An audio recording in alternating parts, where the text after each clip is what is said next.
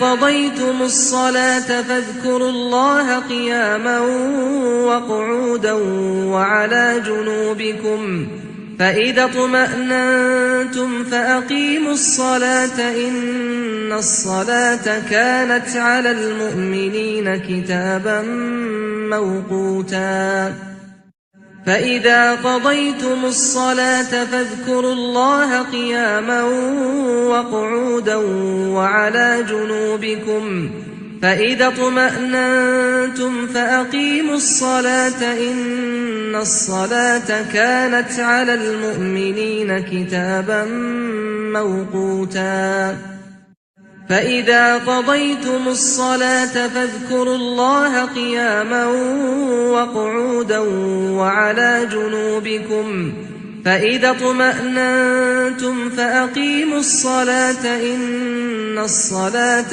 كانت على المؤمنين كتابا موقوتا فإذا قضيتم الصلاة فاذكروا الله قياما وقعودا وعلى جنوبكم فإذا اطمأننتم فأقيموا الصلاة إن الصلاة كانت على المؤمنين كتابا موقوتا أعوذ بالله من الشيطان الرجيم. بسم الله الرحمن الرحيم. الحمد لله رب العالمين الرحمن الرحيم مالك يوم الدين إياك نعبد وإياك نستعين اهدنا الصراط المستقيم صراط الذين أنعمت عليهم غير المغضوب عليهم ولا الضالين.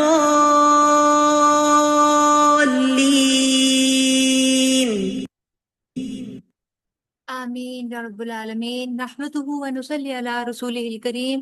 اما بعد فاعوذ باللہ من الشیطان الرجیم. بسم اللہ الرحمن الرحیم. رب اشرح لی صدری ویسر لی امری واحلل عقدۃ من لسانی یفقهوا قولی. رب زدنی علما. اللهم علمنی الکتاب والحکمہ وفقہنی فی الدین. یا ربی لک الحمد کما ینبغی لجلال وجہک ولعظیم سلطانک. آمین یا رب العالمین. السلام علیکم ورحمۃ اللہ وبرکاتہ. کیسے ہیں آپ سب لوگ؟ امید کرتی ہوں کہ صحت اور ایمان کی بہترین حالت میں ہوں گے انشاءاللہ.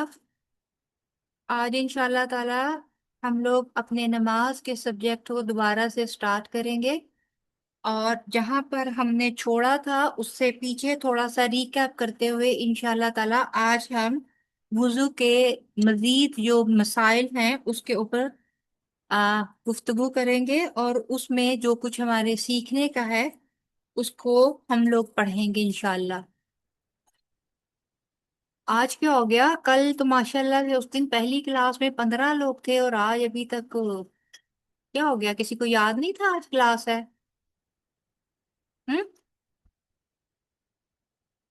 چلیں بہرحال انشاءاللہ تعالی اللہ کا نام لے کر السلام شروع علیکم کرتے ہیں. جی حفیظہ جی آپ کچھ کہہ رہی ہیں؟ میم. وہ میں نے موبائل کا وہ بتانا تھا، وہ جو سیمسنگ آپ پوچھ رہے تھے نا اس دن، وہ میری بھابھی کا نمبر تھا. وہ جب میرا موبائل خراب تھا نا تو میں نے آپ کو کہا تھا مجھے اس نمبر میں ایڈ کر لیں. کس نمبر سے ایڈ کر لوں؟ آپ نے مجھے اچھا تو وہ بھی کیا وہ نمبر ڈیلیٹ کر وہ لیں؟ نمبر جی وہ کر دیں، وہ سیمسنگ والا ہے نا جو، وہ کر دیں اب.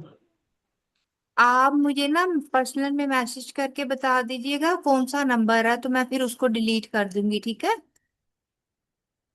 جی ٹھیک ہے. اوکے. ہم لوگوں نے دیکھا تھا کہ طہارت ہم لوگوں نے شروع کی ہوئی تھی، طہارت کے مسائل.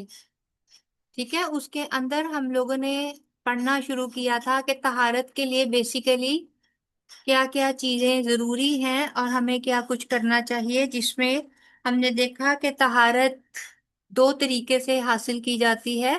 انفیکٹ تیسرا طریقہ بھی ہے جو پانی کی عدم موجودگی کی صورت میں اللہ تعالیٰ نے ہمیں اس کے لیے آسانی اور رخصت دی ہے۔ تو سب سے پہلا طریقہ تھا غسل، جو کہ حد سے اکبر یعنی کہ جو بڑی جنابت ہے اس کی صورت میں ہم لوگ اپناتے ہیں۔ اور دوسرا طریقہ وضو کا طریقہ ہے، جو کہ حد سے اصغر، جس کو کہ چھوٹی قسم کی کوئی بھی حدث یا آپ جنابت کہیں، کہ جیسے ہوا خارج ہو گئی یا واش روم وغیرہ گئے، یا پھر جیسے اونٹ کا گوشت کھا لیا، تو ایسی صورت میں ہمیں وضو کرنے کی حاجت ہوتی ہے اگر ہم نماز پڑھنے کا قصد کرتے ہیں۔ ٹھیک ہے، پھر ہم لوگوں نے تفصیل سے مسنون غسل کا طریقہ، غسل جنابت کا اور غسل حیض کا طریقہ ہم لوگوں نے پڑھا۔ اس کے بعد ہم لوگوں نے وضو کے احکام و آداب پڑھے تھے، جس میں ہم نے دیکھا تھا کہ وضو سے پہلے بھی چند ایک امور ہیں جو کہ سنت سے ثابت ہیں اور نبی پاک صلی اللہ علیہ وآلہ وسلم کا معمول تھے، جس میں یہ تھا کہ وہ ہاتھ دھویا کرتے تھے، ناک کو جھاڑتے تھے 3 مرتبہ، اور مسواک کرتے تھے ہر وضو سے پہلے۔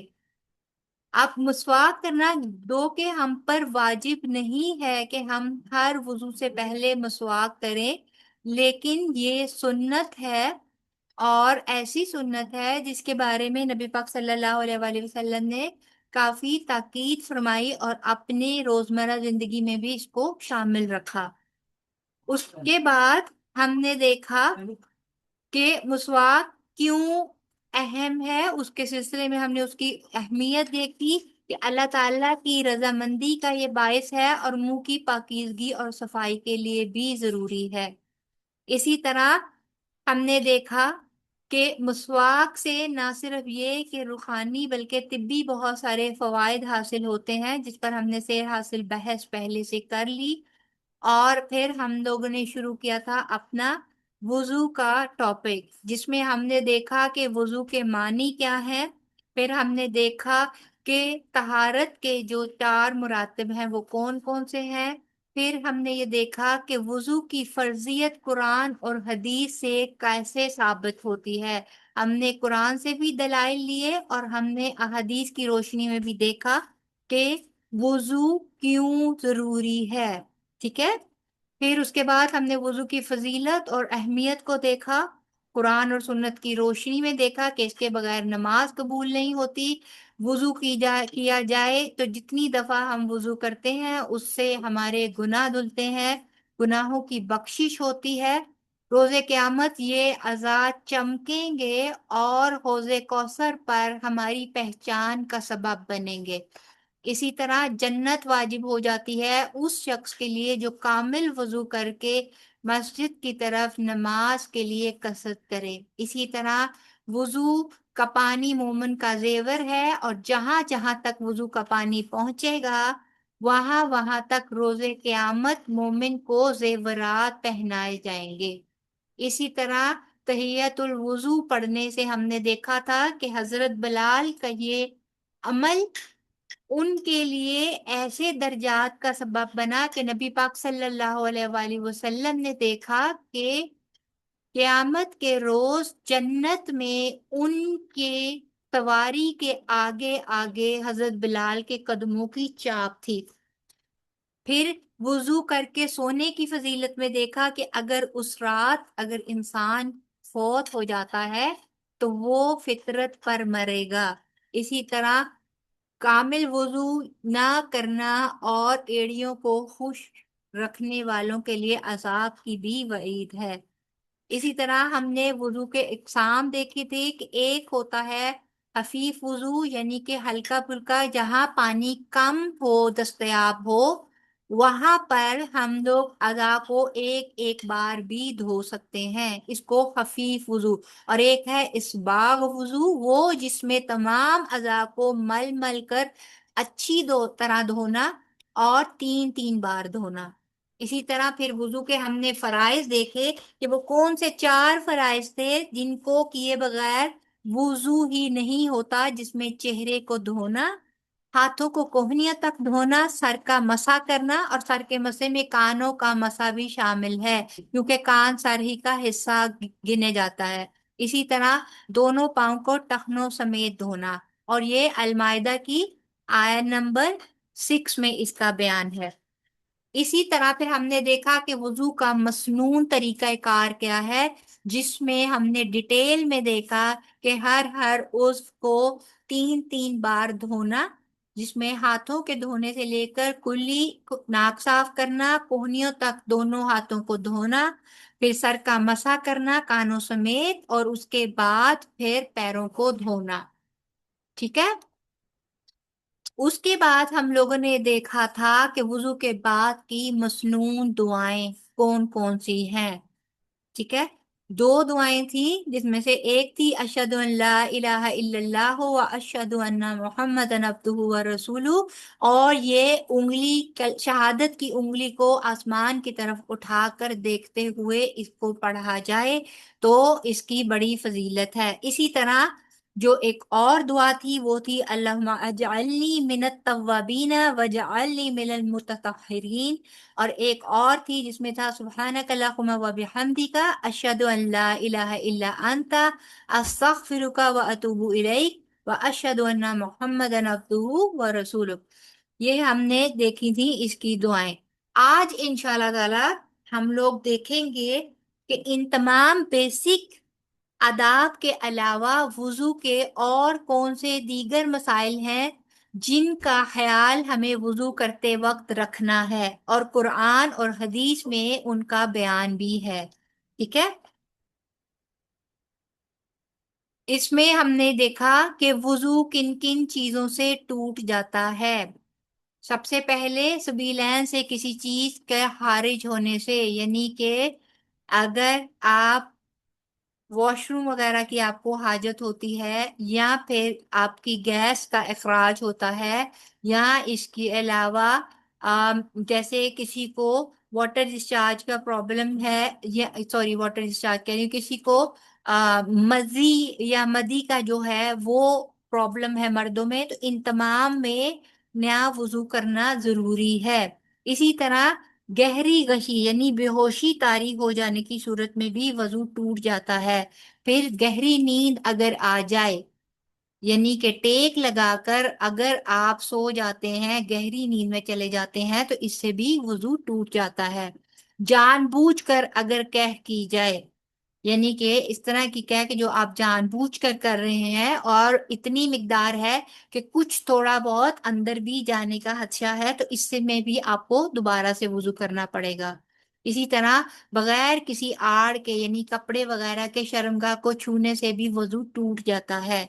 جمع کرنے سے، اختلام ہو جانے سے یعنی ویٹ ڈریمز کی صورت میں، مزی کے خراش سے اور اونٹ کا گوشت کھا لینے سے بھی وضو ٹوٹ جاتا ہے۔ وہ کون سی چیزیں ہیں جن سے وضو نہیں ٹوٹتا؟ شک کی بنا پر، اگر صرف ہمیں کچھ ایسا شک گزرا کہ جیسے ہوا خارج ہوئی ہے لیکن آواز ہمیں سنائی نہیں دی، اور ایسا ہمیں یقین بھی نہیں ہے کہ صحیح میں ہوا خارج ہوئی ہے، جہاں پہ کچھ ڈسچارج ایسا ہوا ہے لیکن ہمیں اس کی تری محسوس نہیں ہوئی، تو ایسی صورت میں وضو برقرار رہے گا۔ ہلکی غشی یعنی کہ آپ ہلکا سا نیند کا جھونکا آ جاتا ہے، جو کہ بغیر ٹیک لگائے بیٹھے بیٹھے ایک دم سے جیسے آپ کو غنودگی سی آئی، آپ کے سر کو جھٹکا لگا اور آپ پھر دوبارہ سے سنبھل کے بیٹھ گئے، تو ایسی صورت میں وضو نہیں ٹوٹتا۔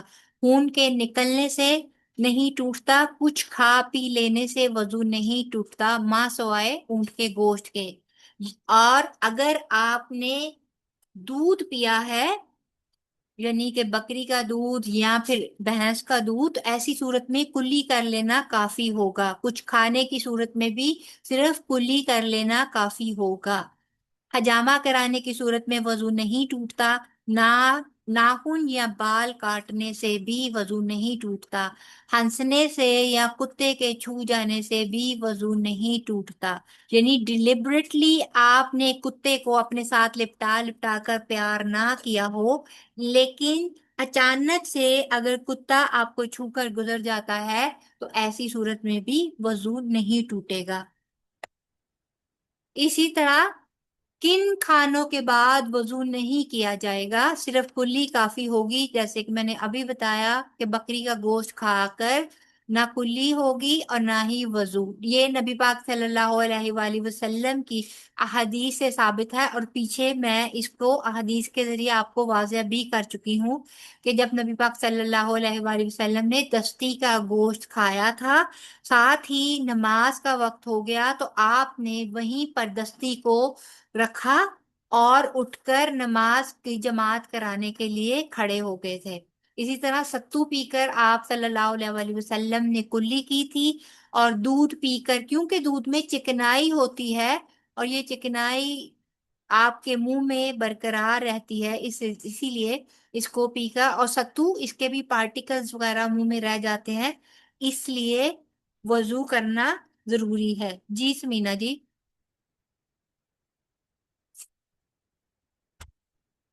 مینا جی آپ کچھ پوچھنا چاہ رہی ہیں؟ آپ کا ہینڈ ریز ہے۔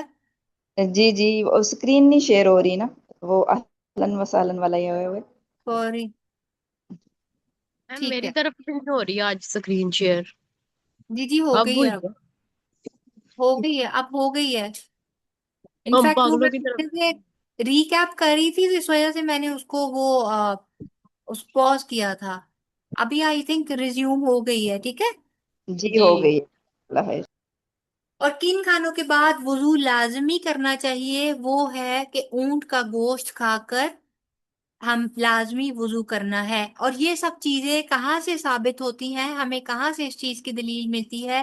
یہ تمام چیزیں نبی پاک صلی اللہ علیہ وآلہ وسلم کی احادیث کی روشنی میں ہمیں پتہ چلتا ہے کہ نبی پاک صلی اللہ علیہ وآلہ وسلم نے کب کون سا عمل فرمایا تھا۔ اور یہ تمام چیزیں پیچھے جو ہمارے لیکچرز گزر چکے ہیں، وہاں میں نے آپ کو احادیث کے ریفرنس اور پورے اس کے متن کے ساتھ یہ ساری بتائی تھی، ٹھیک ہے۔ اب مزید جو آگے ہم لوگ پڑھیں گے وہ ہے کہ اعضاء کو دھونے کی تعداد کیا ہونی چاہیے وضو میں۔ تو احادیث سے یہ ثابت ہوتا ہے کہ وضو کے اعضاء کو نبی پاک صلی اللہ علیہ وآلہ وسلم کے سے ثابت ہے کہ 3 بار، 2 بار اور 1 بار بھی دھویا جا سکتا ہے۔ یہ ڈیپینڈ کرتا ہے پانی کی اویلیبلٹی پہ کہ آپ کے پاس پانی کی مقدار کیا ہے، کیونکہ آج کل ہمارے گھروں میں وافر پانی ہے، اور سم ٹائم ہم لوگ پانی کے استعمال میں اسراف سے بھی کام لیتے ہیں۔ لیکن اگر ہم یہ سوچیں کہ آج سے 1400 سال پہلے یا آج بھی وہ علاقے جہاں پر پانی میلوں دور سے بھر کر گھروں میں لا کر رکھا جاتا ہے، وہاں پر، اور کیونکہ مذہب اسلام اور ہمارا دین ہر ایک کے لیے ہے، لہٰذا نبی پاک صلی اللہ علیہ وآلہ وسلم نے ہر قسم کے حالات کو مد نظر رکھتے ہوئے احکامات دیے اور آسانیاں اور رخصت بھی فرمائی۔ اسی طرح یہ بات بھی ہمیں احادیث سے پتہ چلتی ہے کہ صحابہ کرام اور نبی پاک صلی اللہ علیہ وآلہ وسلم کا جو عمل تھا، انہوں نے موسٹ آف دا ٹائم اپنی زندگی میں جو وضو کیا وہ وضو اسباغ وضو تھا، یعنی کہ کامل وضو جس میں 3 بار اعضاء کو مل مل کر دھویا، ٹھیک ہے۔ لیکن ہمارے لیے اور ہمیں بتانے کی خاطر نبی پاک صلی اللہ علیہ وآلہ وسلم نے 1 بار بھی دھویا اپنے اعضاء کو اور 2 بار بھی دھویا، ٹھیک ہے۔ تو سب علماء کا اس بات پر اتفاق ہے کہ اعضاء کا 1 بار دھونا بھی کافی ہو جاتا ہے، یعنی کہ وضو ہو جاتا ہے۔ ابن عباس رضی اللہ عنہما سے روایت ہے کہ رسول اللہ صلی اللہ علیہ وآلہ وسلم نے وضو میں ہر عضو کو 1 مرتبہ دھویا۔ یہ صحیح بخاری کی حدیث نمبر 157 ہے۔ اچھا، اس میں ایک بات یاد رکھیے گا کہ ایسے جب بھی حالات تھے، یا تو کبھی آپ سفر پر تھے یا پھر پانی اس قدر میسر نہیں تھا، یا پھر یہ کہ آپ نے امت کو اس چیز کا جواز مہیا کرنے کے لیے آپ نے اس کو 1 یا 2 مرتبہ دھویا تاکہ امت کو یہ پتہ چل جائے، یہ دلیل مل جائے کہ 1 یا 2 دفعہ بھی دھویا جا سکتا ہے۔ اسی طرح عبداللہ بن زید رضی اللہ عنہ کے واسطے سے بیان کرتے ہیں کہ نبی کریم صلی اللہ علیہ وآلہ وسلم نے وضو میں اعضاء کو 2 بار دھویا، اور یہ صحیح بخاری کی حدیث نمبر 158 ہے۔ اسی طرح حمران حضرت عثمان کے مولا نے خبر دی کہ انہوں نے حضرت عثمان بن عفان رضی اللہ عنہ کو دیکھا، انہوں نے حمران سے پانی کا برتن مانگا، وہ لے کر آئے تو پہلے آپ نے اپنی ہتھیلیوں پر 3 مرتبہ پانی ڈالا، پھر انہیں دھویا، اس کے بعد اپنا داہنا ہاتھ پانی میں ڈالا اور پانی لے کر کلی کی اور ناک صاف کی، پھر 3 بار اپنا چہرہ دھویا اور کوہنیوں تک 3 بار دونوں ہاتھ دھوئے، پھر اپنے سر کا مسح کیا اور پانی لے کر ٹخنوں تک 3 مرتبہ اپنے دونوں پاؤں دھوئے، پھر کہا کہ رسول اللہ صلی اللہ علیہ وآلہ وسلم نے فرمایا کہ جو شخص میری طرح ایسا وضو کرے پھر 2 رکعت پڑھے جس میں اپنے نفس سے کوئی بات نہ کرے تو اس کے گزشتہ گناہ معاف کر دیے جاتے ہیں۔ یہ صحیح بخاری کی حدیث نمبر 159 ہے۔ اسی طرح جہاں پر ہمیں یہ دلائل ملتے ہیں کہ 1 2 یا 3 بار اعضاء کو دھویا جا سکتا ہے، وہاں پر اس چیز کی بھی ممانت اور صریح وعید ہے کہ 3 بار سے زائد اپنے اعضاء کو دھویا جائے، اور اس کو ایک تو اس پیش نظر کہ یہ پانی کا اسراف ہے، اور آپ کو پتا ہے کہ پانی کے بارے میں بھی، کہ استعمال کے بارے میں بھی سوال کیا جائے گا۔ نبی پاک صلی اللہ علیہ وسلم کی ایک حدیث کا مفہوم ہے کہ اگر تم سمندر کے کنارے پر بھی کھڑے ہو اور تمہیں وضو کی حاجت ہے تو اتنا ہی پانی نکالو جس قدر تمہیں حاجت ہے، یعنی کہ اس قدر پانی کی وافر مقدار کے باوجود ہمیں اس چیز کا خیال رکھنا ہے کہ ہم پانی کو بلا ضرورت ضائع نہ کریں۔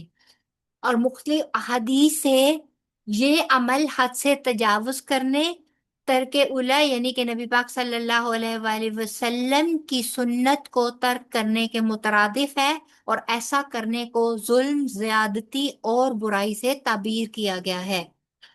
اسی طرح حدیث سے آپ کو اس کی دلیل ملتی ہے کہ عمر بن شعیب اپنے باپ اور وہ اپنے دادا سے بیان کرتے ہیں کہ ایک دیہاتی نبی صلی اللہ علیہ وآلہ وسلم کے پاس آیا اور وہ آپ سے وضو کا طریقہ پوچھتا تھا۔ آپ نے اسے 3 دفعہ اعضائے وضو دھو کر دکھائے، پھر فرمایا وضو اس طرح ہے، جس نے اس سے زیادہ کیا اس نے برا کیا، حد سے بڑھا اور ظلم کا ارتکاب کیا۔ یہ سنن نسائی کی حدیث نمبر 140 ہے۔ اسی طرح سیدنا عبداللہ بن مغفل نے ایک بار رضی اللہ عنہ نے اپنے صاحبزادے کو دعا کرتے سنا جو یوں کہہ رہے تھے، اے اللہ، میں تجھ سے سوال کرتا ہوں کہ جب میں جنت میں داخل ہوں تو مجھے اس کی دائیں جانب سفید محل عنایت ہو۔ اس پر سیدنا عبداللہ نے فرمایا، بیٹا اللہ تعالیٰ سے جنت کا سوال کرو اور دوزخ سے پناہ مانگو، بے شک میں نے رسول اللہ صلی اللہ علیہ وآلہ وسلم سے سنا ہے کہ آپ صلی اللہ علیہ وآلہ وسلم فرماتے تھے، میری امت میں کچھ لوگ ایسے ہوں گے جو طہارت میں اور دعا مانگنے میں حد سے زیادہ مبالغہ کریں گے۔ یہ ابی داؤد کی حدیث نمبر 96 ہے، یعنی کہ طہارت نصف ایمان ہے، طہارت ضروری ہے، لیکن اعتدال بھی ضروری ہے۔ ہر وہ چیز جو کہ ہم حد سے گزر جائیں گے، وہ نہ صرف یہ کہ کہتے ہیں نا کہ access of every thing is bad, English میں بھی یہ محاورہ ہے، اور اسی طرح اسلام بھی ہمیں اعتدال کا سبق دیتا ہے۔ تو ہر وہ چیز پھر وہ چاہے کسی اچھے عمل میں بھی کیوں نہ ہو، اگر ہم سنت سے، اگر ہم احکامات سے تجاوز کر کے اس کو نیکی سمجھ کر کریں گے تو وہ بھی گناہ میں شمار ہوگی۔ اسی طرح اعضاء کو ترتیب سے دھونا چاہیے۔ نبی پاک صلی اللہ علیہ وآلہ وسلم ہمیشہ ترتیب سے وضو کرتے تھے، اور کبھی بھی ترتیب کے خلاف وضو کرنا آپ سے ثابت نہیں ہے، ٹھیک ہے۔ بدر الرحمان بن جندب اپنے والد کا یہ بیان نقل کرتے ہیں کہ ابو جبیر کندی نبی صلی اللہ علیہ وآلہ وسلم کی خدمت میں حاضر ہوئے. نبی صلی اللہ علیہ وآلہ وسلم نے ان کے لیے وضو کا پانی لانے کے لیے حکم دیا اور ارشاد فرمایا، اے ابو جبیر تم جاؤ اور وضو کرو. انہوں نے اپنے منہ کے ذریعے آغاز کیا تو نبی صلی اللہ علیہ وآلہ وسلم نے ان سے فرمایا، تم اپنے منہ کے ذریعے آغاز نہ کرو، کیونکہ کافر شخص اپنے منہ کے ذریعے آغاز کرتے تھے. پھر نبی کریم صلی اللہ علیہ وآلہ وسلم نے وضو کا پانی منگوایا. آپ نے دونوں ہاتھ دھوئے، انہیں اچھی طرح صاف کیا، پھر اپنے کلی کی، ناک میں پانی ڈالا، پھر اپنے چہرے کو 3 مرتبہ دھویا، پھر دائیں بازو کو کوہنیوں تک 3 مرتبہ دھویا، پھر بائیں بازو کو کوہنیوں تک 3 مرتبہ دھویا، اور پھر آپ نے اپنے سر کا مسح کیا اور دونوں پاؤں دھو لیے. یہ صحیح ابن خبان کی حدیث نمبر 1089 ہے. اسی طرح وضو کے لیے پانی کی مسنون مقدار کہاں ہے؟ دیکھیں سبحان اللہ، ہمارے دین کی خوبصورتی دیکھیے کہ جہاں پر ہمیں ہر چیز کا طریقہ کار واضح کیا گیا، وہاں پر ہمیں اس چیز کے لیے استعمال ہونے والے تمام ذرائع کے لیے مسنون مقدار بھی، کوانٹٹی بھی بتا دی گئی کہ کتنی کوانٹٹی کے سے وضو کیا جا سکتا ہے. اور یہ کم سے کم کوانٹٹی ہے جو اس حدیث میں بیان ہے کہ کم سے کم نبی پاک صلی اللہ علیہ وآلہ وسلم، حضرت عائشہ فرماتی ہیں کہ نبی کریم صلی اللہ علیہ وآلہ وسلم 1 سا سے غسل فرماتے تھے اور 1 مد سے وضو. یہ ابو داؤد کی حدیث نمبر 92 ہے. 1 سا جو ہے نا وہ 2.5 سیر پانی ہوتا ہے، 2.5 کلو جسے ہم بولتے ہیں 2.5 لیٹر، ٹھیک ہے. اور 1 مد جو ہے وہ تقریباً چلو بھر پانی، 1 چلو سے تھوڑا سا زیادہ، ٹھیک ہے. اتنا پانی ہے جس سے نبی پاک صلی اللہ علیہ وآلہ وسلم پورا وضو کر لیا کرتے تھے. اور آج ہم لوگ ٹیپ کھول کر بھول ہی جاتے ہیں کہ ٹیپ کو بند بھی کرنا ہے، ٹھیک ہے. کہ اسی طرح ایک وضو سے کئی نمازیں ادا کی جا سکتی ہیں. اگر وضو ہمارا قائم ہے، ہمارا وضو کسی وجہ سے خراب نہیں ہوا، تو ایک وضو سے کئی نمازیں پڑھی جا سکتی ہیں. سلمان بن برادہ اسلمی نے اپنے والد رضی اللہ عنہ سے روایت کی، نبی کریم صلی اللہ علیہ وآلہ وسلم نے فتح مکہ کے دن کئی نمازیں ایک وضو سے پڑھی اور اپنے موضوع پر مسح فرمایا. حضرت عمر نے آپ سے پوچھا، آپ نے آج ایسا کام کیا جو آپ نے پہلے کبھی نہیں کیا؟ آپ نے جواب دیا، عمر میں نے عمدن ایسا کیا ہے، یعنی کہ جان بوجھ کر ایسا کیا ہے، یعنی امت کو جواز دینے کے لیے. یہ صحیح مسلم کی حدیث نمبر 277 ہے. دیکھیں اس میں بھی ایکسیپشن ہے، دو کہ ہر دفعہ نیا وضو بنانا افضل ہے، سنت ہے، اور اس کی بڑی فضیلت ہے. جیسا کہ آپ نے پیچھے بھی پڑھا کہ وضو کرنے کی کتنی فضائل ہیں اور اس کے ساتھ ہمیں کتنی زیادہ برکتیں حاصل ہوتی ہیں.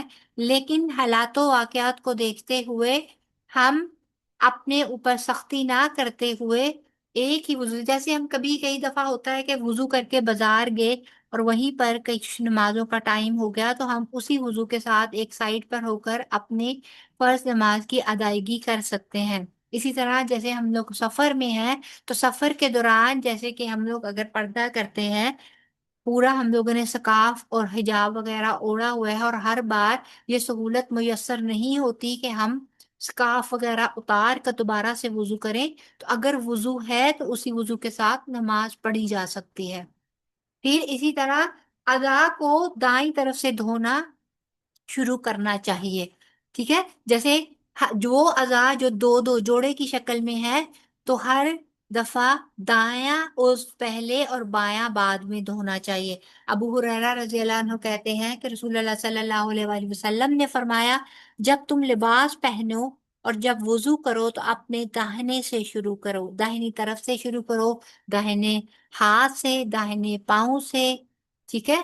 اسی طرح اگر کیا کہتے ہیں اس کو، ہے مسا تو خیر وہ پورا یہ ایک ساتھ ہی ہوگا. سنن ابی داؤد کی یہ حدیث نمبر 4141 ہے. اسی طرح دوران وضو یا بعد میں بے مقصد گفتگو کی ممانت ہے. دیکھیں وضو نماز کی تیاری میں سے ایک ہے، اور پھر اس کا مطلب ہے کہ ہم اپنے رب سے ملاقات کی ایک تیاری کر رہے ہیں، لیکن قرآن پاک میں جا بجا ہمارے لیے یہ بھی حکم ہے کہ ہمارے منہ سے نکلنے والا ہر لفظ اور ہر کلمہ جو ہے وہ نوٹ کیا جا رہا ہے، اور مسلمانوں کو گفتگو اور باتوں سے بھی منع کیا گیا ہے اور اس کو ناپسندیدہ قرار دیا گیا ہے۔ تو جب کہ ہم وضو کر رہے ہیں، جو نماز کی تیاری اور اللہ تعالیٰ سے ملاقات کی تیاری ہے، ایسی حالت میں بدرجہ اولا یہ بات اور زیادہ ہم پر لاگو ہو جاتی ہے کہ اس دوران ہم کوئی ایسی گفتگو نہ کریں جو کہ غیر ضروری ہو یا پھر جو لغو ہو۔ لیکن ضروری بات چیت کی جا سکتی ہے، ضرورتاً اگر کسی سے کوئی بات کرنی پڑ جائے تو وہ گناہ بھی نہیں ہے، ٹھیک ہے۔ جناب ابو سمامہ خنات بیان کرتے ہیں کہ انہیں سیدنا کعب بن عجرہ رضی اللہ ملے جبکہ وہ مسجد کو جا رہے تھے۔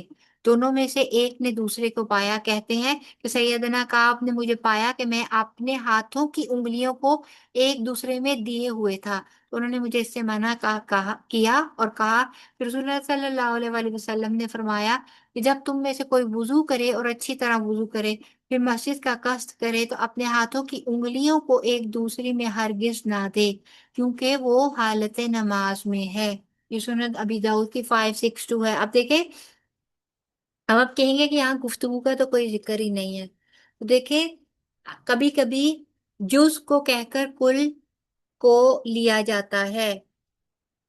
زبان سے گفتگو کرنا ایک ایسا ظاہری عمل ہے جس سے ایک دوسرا بندہ، سامنے والا بندہ بھی انوالو ہو جاتا ہے، جبکہ یہاں پر صرف ہاتھوں میں اپنے ہی ایک ہاتھ کی انگلیوں کو دوسرے ہاتھ کی انگلیوں میں ڈال کر ایک قسم کا تھوڑا سا یہ اپنے ہی ہاتھوں سے کھیلنے کا ایک تصور ہے۔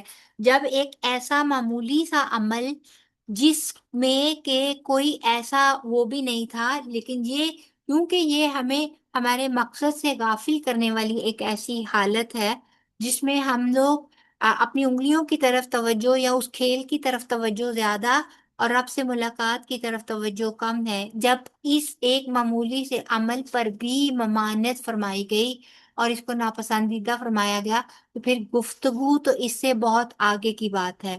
لہٰذا اس چیز سے بھی ہمیں کیئرفل رہنا ہے کہ دوران وضو یا وضو کے بعد ہم بے مقصد گفتگو نہ کریں۔ اسی طرح اعضائے وضو میں سے کوئی جگہ خشک نہیں رہنی چاہیے، ناخن برابر بھی اگر جگہ خشک رہ جائے تو وضو مکمل نہیں ہوگا، اور اگر ہمیں علم ہو جائے دوران نماز یا وضو کرنے کے بعد بھی کہ ہمارا کوئی جسم کا حصہ خشک رہ گیا ہے، تو اس ایسی صورت میں وضو اور نماز دونوں کو لوٹانے کا حکم ہے، ٹھیک ہے۔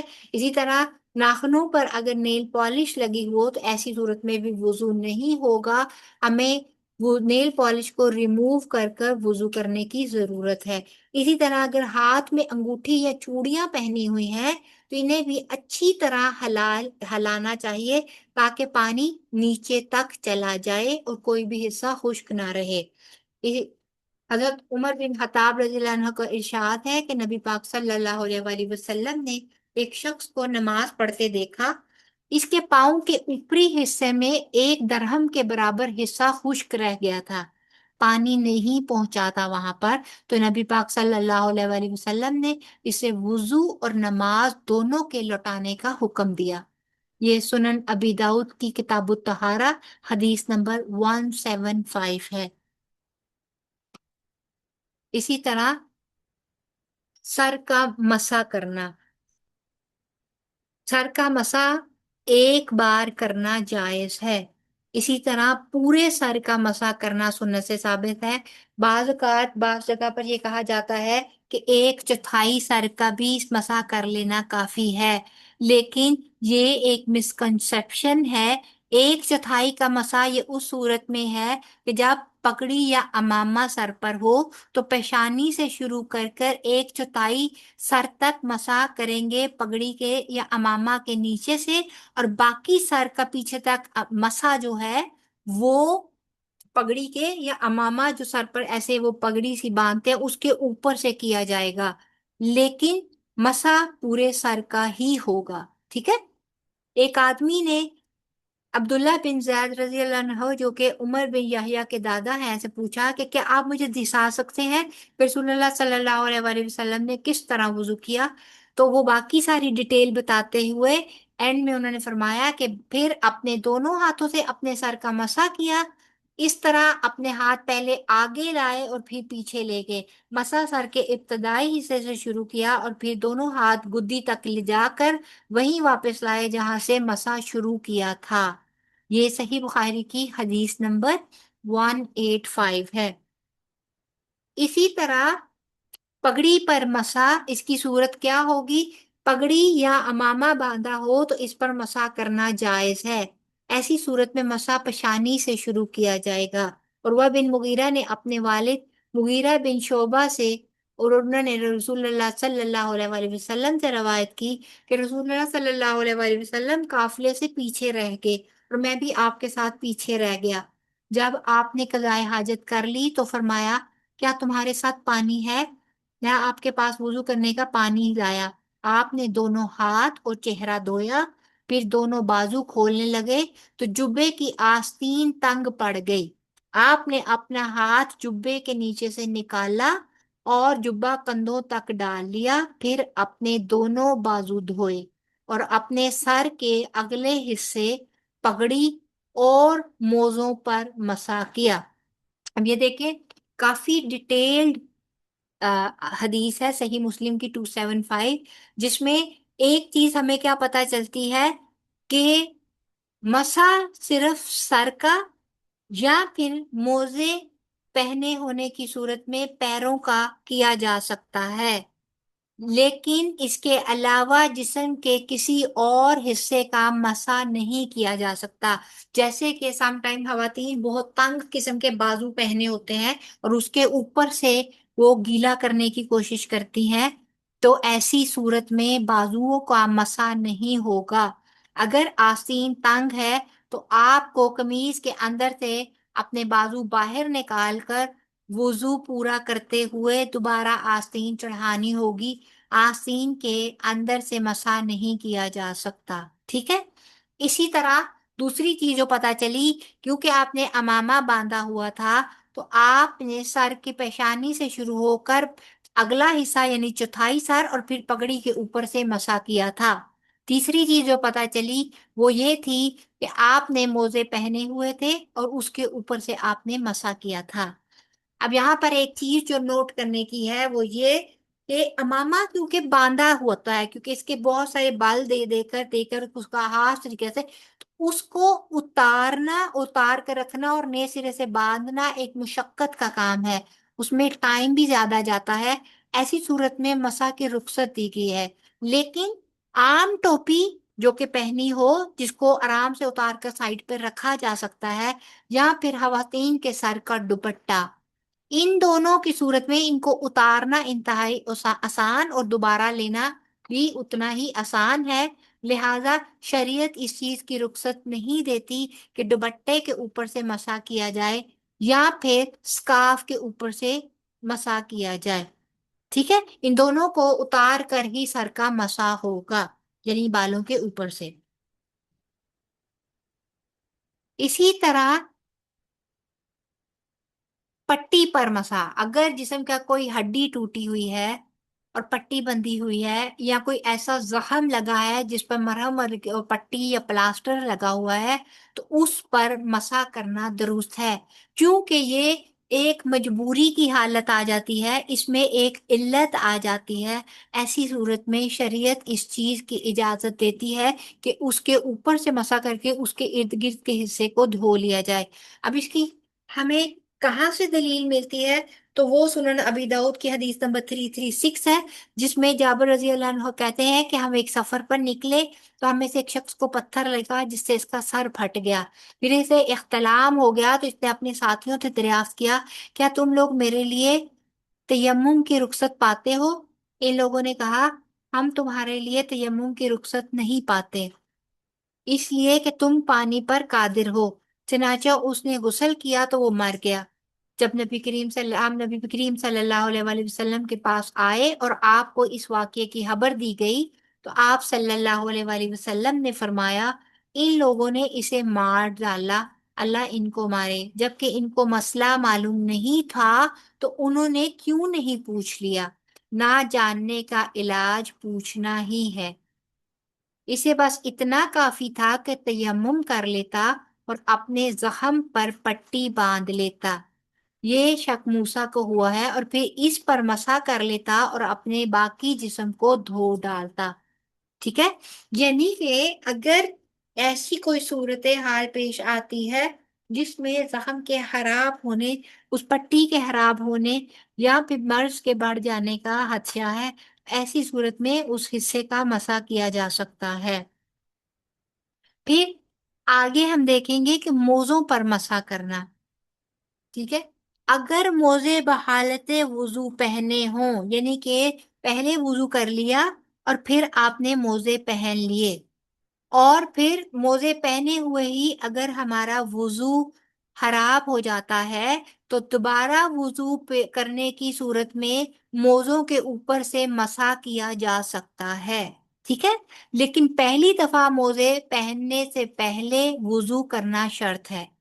اسی طرح موزے کپڑے اون چمڑے وغیرہ کے ہو سکتے ہیں، اسی کپڑے کے ہوں، اون کے ہوں یا چمڑے کے ہوں، ایسی کوئی بھی باریک چیز نہ ہو جو سی تھرو ہو اور پانی اس کے اندر سے جا سکتا ہو، تو اس کو اس کے اوپر مسا جائز ہے۔ جیسے آج کل نیٹ کی جرابیں وغیرہ آئی ہوئی ہیں نا، یا ایسی جرابیں ہیں جو اینکل لینتھ سے نیچے نیچے ہیں، آپ کے ٹخنوں سے نیچے نیچے ہوتی ہیں، تو ان جرابوں پر مسا نہیں ہو سکتا، ان کو اتار کر ہی مسا کیا جائے گا۔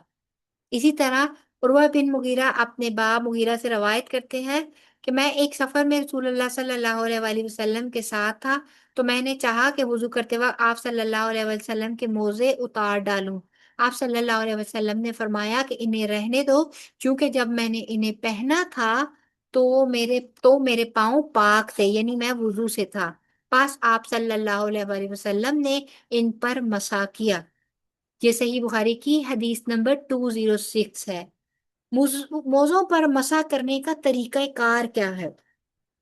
مغیرہ بن شعبہ رضی اللہ عنہ کہتے ہیں کہ میں نے نبی کریم صلی اللہ علیہ وسلم کو موزوں کے اوپری حصے پر مسح کرتے دیکھا، یہ سنن ترمذی کی حدیث نمبر 98 ہے۔ تو کیسے ہوگا کہ آپ کے ہاتھ جو ہلکے سے ویٹ ہے نا، آپ اس کو اپنی انگلیوں سے شروع کر کر پیچھے ٹخنوں والی سائڈ پر آتے ہوئے اپنے پاؤں کے اوپر یوں ہاتھ پھیریں گے۔ ٹھیک ہے، دائیں ہاتھ کا دائیں پاؤں کے ساتھ اور بائیں پاؤں کا بائیں ہاتھ کے ساتھ آپ اس طرح مسح کر لیں گے۔ اسی طرح مسح کی مدت کیا ہے؟ شریف بن ہانی سے روایت ہے کہ انہوں نے حضرت عائشہ کے پاس موضوع پر مسح کے بارے میں پوچھنے کی غرض سے حاضر ہوئے، تو انہوں نے کہا کہ ابن ابی طالب کے پاس جاؤ اور ان سے پوچھو، کیونکہ وہ رسول اللہ صلی اللہ علیہ وآلہ وسلم کے ساتھ سفر کیا کرتے تھے۔ ہم نے ان سے پوچھا تو انہوں نے کہا، یعنی انہوں نے علی نے ابن ابی طالب کون ہے؟ حضرت علی۔ تو حضرت علی نے کہا کہ رسول اللہ صلی اللہ علیہ وآلہ وسلم نے مسافر کے لیے 3 دن اور 3 راتیں یعنی کہ 72 گھنٹے، اور مقیم کے لیے جو کہ اپنے گھر میں ہے اس کے لیے 1 دن اور 1 رات کا وقت مقرر فرمایا۔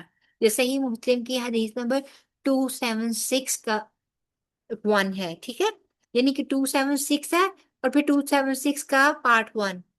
اسی طرح صفوان بن اسال رضی اللہ عنہ کہتے ہیں کہ جب ہم مسافر ہوتے تو رسول اللہ صلی اللہ علیہ وآلہ وسلم ہمیں حکم دیتے کہ ہم اپنے موزے 3 دن اور 3 رات تک پیشاب پخانہ یا نیند کی وجہ سے نہ اتاریں، الا یہ کہ جنابت لاحق ہو جائے۔ یہ سنن ترمذی کی حدیث نمبر 96 ہے، یعنی کہ اگر وضو صرف رفع حاجت کے لیے یا نیند آ جانے کی وجہ سے ٹوٹتا ہے تو دوبارہ وضو کرنے کی صورت میں جرابوں کے اوپر سے مسح کیا جا سکتا ہے۔ لیکن اگر جنابت لاحق ہو گئی ہے، یعنی کہ آپ جنبی ہوئی ہو گیا ہے، تو ایسی صورت میں وضو بھی ٹوٹ جائے گا، کیونکہ ایسی صورت میں غسل واجب ہو جاتا ہے اور پھر مسح ختم ہو جاتا ہے، پھر مسح نہیں کیا جا سکتا۔ اسی طرح مدت گزرنے کے بعد، یعنی کہ اگر آپ مسافر 3 دن اور 3 راتوں سے زیادہ ہے تو 3 دن اور 3 راتیں گزرنے کے بعد آپ کو موزے اتار کر دوبارہ سے وضو کرنا ہوگا اور پھر سے موزے پہننے ہوں گے۔ اسی طرح گھر میں بھی اگر آپ مقیم ہیں تو 1 دن اور 1 رات کے بعد آپ کو وہ موزے اتار کر دوبارہ سے فریش وضو کر کے موزے پہننے ہوں گے۔ اسی طرح غسل فرض ہو جائے تو مسح کی مدت ختم ہو جاتی ہے، پھر نئے سرے سے مسح کرنا پڑتا، وضو کرنا پڑتا ہے فریش، غسل کریں، وضو فریش کریں اور پھر آپ ساکس پہنیں، پھر اس کے اوپر مسح کیا جا سکتا ہے۔ ٹھیک ہے جی، آج انشاءاللہ تعالی ہم لوگ یہیں تک رکھیں گے۔ نیکسٹ کلاس میں انشاءاللہ تعالی ہم لوگ تیمم کے احکامات پڑھیں گے۔ آج یہاں پر ہمارا وضو کا ٹاپک الحمدللہ ثم الحمدللہ مکمل ہو گیا۔ امید کرتی ہوں کہ اس میں بہت سارے آپ کے کانسیپٹس کلیئر ہوئے ہوں گے۔ اگر اس کے متعلق کوئی اور سوال، کوئی اور چیز آپ کے ذہن میں ہے یا پھر بعد میں آپ کو آپ کے ذہن میں آتی ہے اور آپ پوچھنا چاہتے ہیں تو آپ نیکسٹ کلاس میں آپ لکھ لیجئے گا، تو آپ مجھ سے پوچھ سکتے ہیں، یا پرسنل میں بھی آپ یا گروپ میں میسج کر کے آپ لوگ مجھ سے اس کے بارے میں سوال کر سکتے ہیں۔ اگر یہاں تک کہ جی رحیلہ جی السلام علیکم ورحمۃ اللہ۔ جی وعلیکم السلام ورحمۃ اللہ جی۔ جی میں یہ پوچھنا تھا کہ آپ نے پیچھے بتایا کہ اونٹ کا گوشت کھانے کے بعد وضو کرنا ضروری ہے، تو اس کی کیا وجہ ہے؟ اس لیے کہ اونٹ کی فطرت میں کینہ بغض اور وہ ہے، اور اونٹ کے جو اونٹ ہے اس کی جو ایک فطرت ہے نا وہ تھوڑی غسیلی اور وہ والی ہے، اس کے اندر فطرتاً اس کے اندر کہتے ہیں کہ کینہ بغض اور یہ تمام خصلتیں ہیں جو کہ آپ دیکھیں تو وہ کہتے ہیں کیا کہتے ہیں اخلاق رذیلہ، یعنی کہ ناپسندیدہ اخلاقیات میں سے۔ تو جب ہم وہ کھاتے ہیں تو obviously جو ہم کھاتے ہیں وہ ہمارے اخلاق اور ہمارے جسم پر بھی اس کے اثرات آتے ہیں، تو اس لیے اس چیز سے طہارت حاصل کرنے کے لیے اور ان تمام اثرات سے اپنے آپ کو وہ کرنے کے لیے، نجات اپنے آپ کو دلانے کے لیے، کیونکہ ہم نے پیچھے پڑھا نا کہ وضو نہ صرف ہمیں جسمانی طہارت دیتا ہے بلکہ یہ ہمیں روحانی طور پر بھی پاکیزہ کرتا ہے۔ تو یہ اس کے پیچھے حکمت اسکالرز بھی بتاتے ہیں، اور نبی پاک صلی اللہ علیہ وسلم کی ایک اور حدیث کا مفہوم بھی ہے جس میں انہوں نے پوچھا کہ کیوں، تو انہوں نے کہا کہ کیونکہ اونٹ کی فطرت میں بغض، کینہ، حسد اور بدلہ لینا ہے، لہٰذا اس کے منفی اثرات سے چھٹکارے کے لیے روحانی پاکیزگی کے لیے وضو کرنا ضروری ہے۔ ٹھیک ہے جی جی، صحیح، جی ٹھیک، جزاک اللہ۔ وہی ہے کہ جی کسی اور کو کچھ پوچھنا ہے؟ یہاں تک سب کو سب کلیئر ہے؟ ایک جی بات کلیئر۔ یاد رکھیے گا کہ آپ لوگوں کا جو بھی میں یہ پڑھا رہی ہوں، آپ کے جیسے ابھی آپ کا پہلے نماز کا وہ سارا ہوا تھا وہ بھی، اور یہ طہارت کا جس دن آپ لوگوں کا ٹاپک کمپلیٹ ہوگا انشاءاللہ تعالی، یعنی کہ نماز کے لیے جو شرائط ہیں بیسک، وہ جب آپ کا ٹاپک کلیئر ہوگا تو آپ کو اسائنمنٹس دی جائیں گی۔ ٹھیک ہے، آپ نے وہ اسائنمنٹ جو ہے وہ کمپلیٹ کر کے مجھے سبمٹ کرانی ہے تاکہ مجھے یہ پتا چل سکے کہ آپ لوگوں کے کانسیپٹ کس حد تک کلیئر ہے اور آپ لوگوں کو کہاں تک سمجھ آئی ہے، تاکہ مجھے آئندہ یا نیکسٹ ہم لوگ آگے چلیں گے اور آگے آپ لوگ پڑھیں گے، مجھے اس کے لیے آسانی ہوگی، مجھے پتا چلے گا کہ آپ لوگوں کی انڈرسٹینڈنگ کس حد تک میرے لیکچرز کے تھرو ہوتی ہے، کس حد تک آپ لوگوں کو سمجھ میں آتا ہے، اور اگر میرے سمجھانے میں یا بتانے میں یا کرنے میں کہیں کوئی کمی ہو گئی ہے تو میں اس کو امپروو کرنے کی کوشش کروں۔ ٹھیک ہے جی، جی ٹھیک ہے انشاءاللہ۔ چلیے ٹھیک ہے، آج انشاءاللہ تعالی ہم لوگ یہیں تک رکھیں گے۔ اس کو اچھے سے ریوائز کیجیے گا، کوئی بات سمجھ نہ آئے تو دوبارہ سے پوچھ لیجیے گا، اور ان چیزوں کو اللہ تعالیٰ سے دعا ہے کہ وہ علم جو اس وقت ہم لوگ تھیری کی صورت میں لے رہے ہیں، اس چیز کو اللہ تعالیٰ ہمارے عمل میں بھی ڈھال دے، اس وضو کو، کامل وضو کو اللہ تعالیٰ ہماری زندگیوں میں شامل کر دے، اور اس وضو کے ذریعے روز قیامت نبی پاک صلی اللہ علیہ وآلہ وسلم کے ہاتھوں حوض کوثر پر پانی پینے والوں میں سے اللہ تعالیٰ بنا دے، اور ہم ان مومنوں میں شامل ہو جائیں جن کو وضو کی وجہ سے اللہ تعالیٰ جن پر جنت واجب کرنے کا حکم دے دے، اور اسی وضو کی بنا پر اللہ تعالیٰ ہمیں وہ زیورات اللہ تعالیٰ عنایت فرما دے، جن کا وعدہ اللہ تعالیٰ نے نبی پاک صلی اللہ علیہ وآلہ وسلم کے حدیث کے ذریعے فرمایا۔ اللہ تعالیٰ ہماری نمازوں کو کامل کر دے، کیونکہ بغیر وضو کے، بغیر طہارت کے نماز نہیں، اور بغیر کامل وضو کے نماز نہیں۔ لہٰذا یہ ٹاپک انتہائی اہم ہے ہمارے نماز کو کی قبولیت کے سلسلے میں۔ لہٰذا اللہ تعالیٰ اس کو سمجھنے اور اس کو پر عمل کرنے کی ہمیں توفیق عطا فرمائے۔ سبحانک اللہم و بحمدک، نشہد ان لا الہ الا انت، نستغفرک و نتوب الیک۔ السلام علیکم ورحمۃ اللہ وبرکاتہ۔ وعلیکم السلام ورحمۃ اللہ ورحمۃ وبرکاتہ۔ اللہ وبرکاتہ۔